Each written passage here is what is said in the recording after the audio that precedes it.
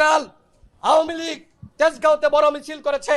সরকার যদি, প্রশাসন যদি, আর্মি, র্যাব, বিজিবি এবং যারা যৌথ বাহিনীতে রয়েছে, পুলিশ, তারা যদি এই আওয়ামী লীগকে প্রতিহত না করে, আমরা ধরে নিব সরকারের একটি মহল, প্রশাসনের একটি মহল এই আওয়ামী লীগকে প্রোটেকশন দিয়ে মাঠে নামাচ্ছে।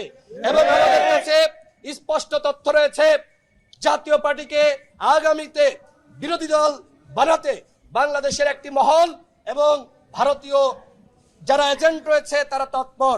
স্পষ্ট ঘোষণা, বাংলাদেশে আগামী থেকে সরকারি দল হবে, কে বিরোধী দল হবে এদেশের জনগণ সিদ্ধান্ত নিবে।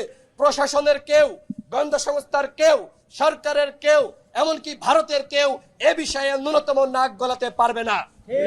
আমার সর্বশেষ কথা হলো, শামীম হায়দার পাটোয়ারি এবং জিএম কাদের তারা যখন 24 সালে নির্বাচন করে, আপনারা খেয়াল করবেন